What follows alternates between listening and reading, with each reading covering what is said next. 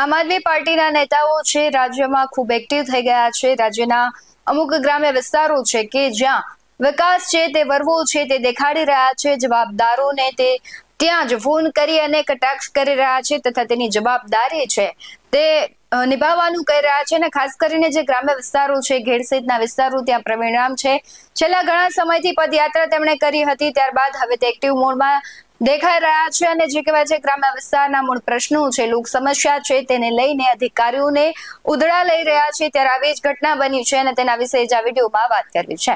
નમસ્કાર, BS9 TV ન્યૂઝમાં આપની સાથે હું ભૂપતિ વિશાવડિયા।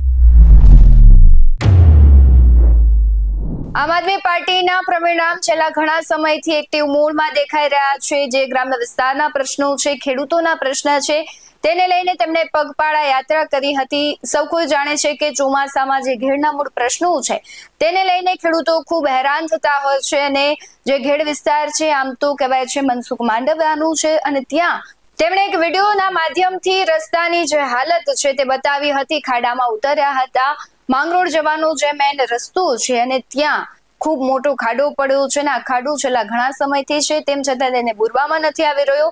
તેમણે અધિકારીને ત્યાં ખાડામાં ઉતરીને જ ફોન કર્યો હતો અને શું અધિકારી સાથે તેમનો શું સંવાદ થયો તેના પર નજર કરીએ। અત્યારે હું ભાથરોટ ગામની અંદર છું અને હું અહીંયા કોઈ સંતા કુકડી નથી રમી રહ્યો, અહીંયા કોઈ રમત નથી રમી રહ્યો।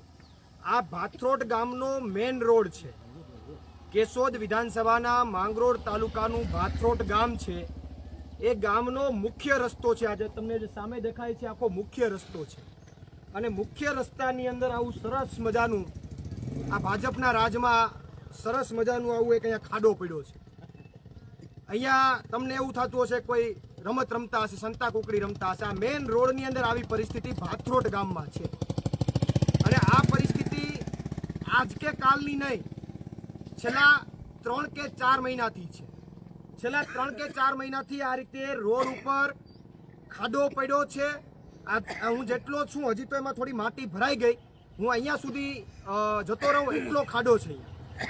આ તો માટી ભરાણી એટલે થોડોક ઉપર દેખાવું છું, પણ છેલ્લા 3-4 મહિનાથી આ સ્થિતિ છે, છતાં તંત્રને કોઈ ફેર પડતો નથી, અધિકારીઓને કોઈ ફેર પડતો નથી। સાથે સાથે 1 મહિના પહેલા હું અહીંયા આવીને લાઈવ કરી ગયો, 1 મહિનાની 20-25 દિવસ કે મહિનો દિવસ પહેલા હું અહીંયા આવીને લાઈવ કરી ગયો। ત્યારે મેં કીધું કે અહીંયાથી ગામના બાળકો નીકળે છે, અહીંથી વાહન નીકળે છે, આ રોડ તૂટતો જાય છે, આ દિવસ ધીમે ધીમે તૂટતો જાય છે, અહીંયા ફરીથી રોડ પડે તો કોઈ જાનહાનિ થાય એમ છે। છતાં 4-5 દિવસ પહેલા હું જ્યારે લાઈવ કર્યું ત્યારે 4-5 દિવસ પહેલા પછી અમુક કોન્ટ્રાક્ટર કે એના માણસો કે અધિકારીઓ જે કોઈ આવ્યું હોય એને આવી અને અહીંયા નીચે એક પાઇપ છે, પાણીના નિકાલનો પાઇપ છે, આ પાણીના નિકાલનો પાઇપ તૂટી ગયો છે, તો હકીકતમાં ફરીથી પાણીના નિકાલનો પાઇપ નાખવો પડે ને પછી ઉપર રોડ બનાવવો પડે। એ લોકો આવ્યા કાંકરી લઈને, ટ્રેક્ટર લઈને, જેસીબી લઈને, એ કાંકરી કે આમાં નાખી દઈએ અને અમે ભરી દઈએ। હવે કાંકરી આમાં નાખી દઈએ અને ભરી દઈએ તો નીચે જે પાઇપ છે એ પાઇપમાં જે પાણીનો નિકાલ છે એ અટકી જાય, પાણીનો નિકાલ અટકી જાય તો ગામની આ બાજુ જે પાણી ભરાય છે અને એ પાણીનો નિકાલ આ બાજુ છે એ નિકાલ બંધ થઈ જાય। તો આ તો એવી વાત થાય કે એક પ્રશ્ન જે છે એનું નિરાકરણ થાય ને બીજું પ્રશ્ન ગામમાં ઊભો થાય પાણીનો ભરાવાનો। તો ગામ લોકોએ વિરોધ કર્યો કે એમ નહીં, તમે પેલા પાઇપ નાખો અને પછી આ રોડનું સમારકામ કરો। તો ત્યારે જે લોકો આવ્યા એને શું જવાબ આપ્યો, એને એવું કીધું કે આમાં કોઈ પડશે તો જવાબદારી ગામ લોકોની। કેમ ભાઈ, શું કામ ગામ લોકોની? આ રોડ બનાવવાની જવાબદારી કોની છે? નીચે પાઇપ નાખવાની જવાબદારી કોની છે? ગામની છે। ટેક્સના પૈસા તમે નાખો છો, ગામના લોકો પાસેથી ટેક્સના પૈસા જાય છે। તો આવો મજા આવે એવો જવાબ આપી અને એ જતા રહ્યા। આજની સ્થિતિમાં 1 મહિનો હું આવ્યો એના પછી 1 મહિનો થયો, બાકી તો 4 મહિનાથી ગામમાં મેન રોડની આ સ્થિતિ છે। આ ભાજપનો વિકાસ છે? જો બોલો, મેન રોડ, આ કોઈ સાઈડનો રોડ હોય તો ઠીક છે, મેન રોડની હાલત આ છે, એવડો ભૂવો પડ્યો છે અને હું ખાડામાંથી ઉતરીને અત્યારે તમારી સામે લાઈવ કરું છું। અંદર હરફ હિંદરા પડ્યા હોય, હું હોય જાનના જોખમે હું તમારી સામે લાઈવ કરું। હું કામ કે તમને બતાવવું છે કે આ વાસ્તવિક પરિસ્થિતિ છે। અત્યારે મનસુખભાઈ માંડવિયા વિસ્તારમાં છે, ભાજપના સંગઠન સાથે બેઠકો કરી રહ્યા છે।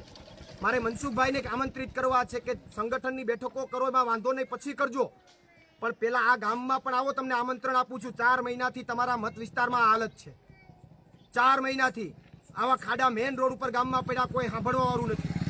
તો અહીંયા પણ આવો, આ તો ખેડૂતોને અમે બધા ઘેર બચાવવા નીકળ્યા છે ને ભાજપવાળા પાછળ પાછળ ભાજપ બચાવવા માટે નીકળ્યા છે કે આમાં તો બધું વિખાઈ ગયું છે, ભાજપને બચાવો, સંગઠનની મિટિંગ કરો, એ પછી કરજો, બાકી કાંઈ વધશે નહીં. આ ખાડા બુરો પેલા તો તંત્રના જવાબદાર અધિકારીઓને પણ મારે કહેવું છે કે પેલા પાઇપ નાખી અને તાત્કાલિક સમારકામ કરવાનું હોય. ક્યારે કરશો, ક્યારે તમે કરશો? હું અહીંયાથી આપણે એના જવાબદાર અધિકારીને આપણે ફોન પણ કરીએ અહીંયાથી લાઈવ કરીને. જેમ ઓલો ટાયર વાળો પુલ મેં બતાવ્યો તો એમ હું અહીંયા ખાડામાં ઉતરીને લાઈવ કરું છું, બાકી અહીંયા બેઠો બેઠો લાઈવ કરી શકું. પણ આ તંત્રને ખબર પડવી જોઈએ કેટલો ખાડો ઊંડો છે. એટલે આપણે લાઈવમાં જોડાયેલા રહેજો. આપણે જવાબદાર અધિકારીને ફોન પણ કરીએ છીએ, જોઈએ એનો જવાબ શું મળે છે. સોલંકીભાઈ રિંગમાં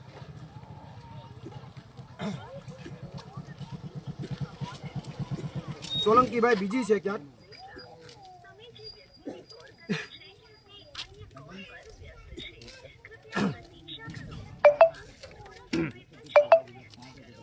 અહીંયાથી બસ પસાર થાય છે, લોકો પસાર થાય, વાહન પસાર થાય, નાના બાળકો પસાર થાય, છતાં તંત્રને કંઈ લેવા દેવા નથી. બીજી વાત, મને કાલ ભાથરોડ ગામમાંથી એક વાત જાણવા મળી કે અહીંયા સ્માર્ટ મીટર લગાવી ગયા અને સ્માર્ટ મીટરની અંદર બિલો આવ્યા, અમુકને 35,000, અમુકને 60,000, અમુકને 55,000. આવા બિલો સ્માર્ટ મીટરના ભાથરોડ ગામની અંદર આપ્યા છે. આવા બમ્પર એક પંખો ફરે છે, એક લાઇટ છે, એક પંખો ને એક લાઇટ છે, તો બિલ આપી દીધું 35,000. એ જીબીને કહેવા માંગુ છું, સરકારને કહેવા માંગુ કે તમારા સ્માર્ટ મીટરની જરૂર નથી, સ્માર્ટ રોડની જરૂર છે. પેલા સ્માર્ટ રોડ આપો. સ્માર્ટ મીટરની તમે જે કેસેટ વગાડો છો એ સ્માર્ટ મીટરની જરૂર નથી. સ્માર્ટ મીટરના કારણે 35,000 ને 65,000 રૂપિયા બિલ આવ્યા છે. જીબી વાળાને કેવું છે તમારે જે કરવું એ કરી લ્યો, જાઓ, નથી ભરવા બિલ, નથી ભરવાના થતા બિલ. હાલો હાલો, સોલંકીભાઈ વાત કરો છો? પ્રવીણ રામ વાત કરું છું. હા, હવે મેં કીધું માંગરોળ તાલુકાનું ભાથરોડ ગામ, એમાં ગામથી મેન રોડથી માંગરોળ જતો જે મેન રસ્તો છે, ગામનો મુખ્ય રસ્તો, એમાં છેલ્લા 3 કે 4 મહિનાથી એક પાઇપ, નિકાલનો પાઇપ જે છે એ પાઇપ તૂટ્યો અને ત્યાં આખો ભૂવો પડ્યો છે. છેલ્લા 3 કે 4 મહિનાથી એક નહીં કરવા નતો દીધો. એટલે ગામ લોકોએ ભાઈ એવી વાત, સોલંકીભાઈ એવી કરી કે નીચે તમે પાઇપ બદલાવો ને પછી રિપેર કરો. માની લો કે પાઇપની અંદર તમે ત્યાં માલ નાખી દો તો પાણીનો નિકાલ બંધ થઈ જાય, તો એ તો એવું થાય કે એક પ્રશ્ન પૂરો થાય ને બીજો પ્રશ્ન ચાલુ થાય, ઓલી બાજુ પાણી ભરાય. પણ કેટલા મહિના આ પ્રશ્ન કેટલા સમયથી છે? આ પ્રશ્ન કેટલા સમયથી? રોડ તૂટ્યો તમારી હા, પાઇપ તૂટ્યો, પાઇપના કારણે રોડ તૂટ્યો, કેટલા સમયથી પ્રશ્ન છે? મહિના દિવસ પહેલા તો મેં લાઈવ કર્યું છું, તમને લાઈવ નાખું. એની પહેલા 2 મહિનાથી ટોટલ 3 કે 4 મહિના થયા. તમારી જાણમાં ન હોય તો ટોટલ 3-4 મહિના થયા. મહિના દિવસ પહેલા તો મેં આવીને લાઈવ કર્યું. પણ તોડ એમ નહીં, હું એવું કહું છું, મારી વાત સાંભળો, મારી વાત આડો રે અને કાલ હવાર કોઈ દુર્ઘટના બની, કોણ જવાબદાર ગણાશે?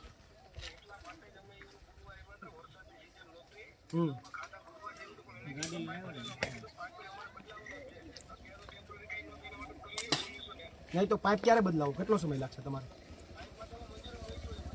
સરકારમાં મંજૂરી આવી, 3 વર્ષ મરી જાય પછી સરકાર મંજૂરી આપશે. હા, પણ કેટલો સમય, મર્યાદા કેટલી, ટાઈમ કેટલો? 10 દીમાં અહીંયા 10 દીમાં રસ્તાનું રિપેર થાય, પાઇપ નખાઈ જાય.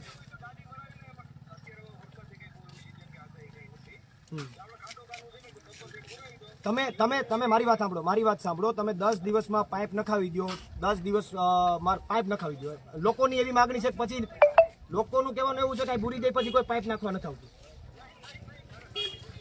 10 દિવસની અંદર હવે તમારી જવાબદારી. 11મા દિવસે હું પાછું અહીં લાઈવ કરવા આવીને ત્યાં તમારી ઓફિસ. ઓકે મિત્રો, 10 દિવસની અત્યારે વાત કરી છે, 1.5 મહિનાથી વાત, આમ તો 3 મહિનાથી વાત છે. અત્યાર સુધી કોઈને કંઈ અધિકારીઓને કંઈ રસ નથી. આ રીતે બળદ ગાડા જાય, લોકો પસાર થાય, કોઈને કંઈ રહ નથી. સ્માર્ટ મીટર લગાડવા છે, સ્માર્ટ રોડ નથી બનાવવા. ભાજપના નેતાઓને સંગઠનની મિટિંગ કરવી છે, આ નથી આવું. નુકસાની થઈ ત્યાં નથી જવું. ઘેડ બચાવવાનું છે, એની જગ્યાએ ભાજપ બચાવવા નીકળ્યા છે.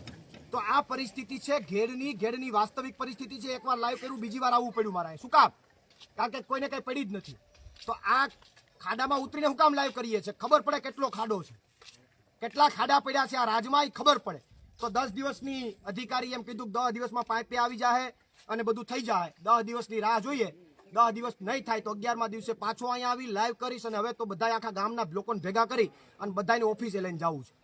તમામ લોકો લાઈવમાં જોડાયા એ બધા વિડીયોને શેર કરજો જેથી ખબર પડે કે ગુજરાતના ગામડાઓની પરિસ્થિતિ શું છે. ગુજરાતના ગામડાઓની શું પરિસ્થિતિ છે. મેઇન રોડની અંદર આવી હાલત છે. વધુમાં વધુ શેર કરજો અને આ ખેડની વેદના, ખેડના ગામડાઓની વેદના લોકોને ખબર પડે અને આ ભાજપની સરકાર જે છે એને હવે તો આમ કહેવા જઈએ તો હેરાન કરી દીધા છે. એટલે આવનારા સમયની અંદર હવે જાગૃત થઈને વિસાવદરવાળી કરવાનો સમય આવ્યો છે અને 10 દિવસમાં કામ નહીં થાય તો કાંઈ વાંધો નહીં. જ્યાં મોરે મોરો મારવો હશે ત્યાં મારી દેશું. લોકોને લઈને મોરે મોરો મારશું. વિશેષમાં બીજી કોઈ ચર્ચા નથી કરતો. હજી આ ગામના બીજા 2-3 ઇસ્યુ છે હું લાઈવ કરીશ. જીબી વાળાને કહું છું તમે જે બિલો આપ્યા છે એ બિલ નહીં ભરાય. વ્યવહારિક બિલો આપજો, બાકી બિલ નહીં ભરાય. પ્રવીણ રામ, પ્રદેશ ફ્રન્ટલ અધ્યક્ષ, આમ આદમી પાર્ટી.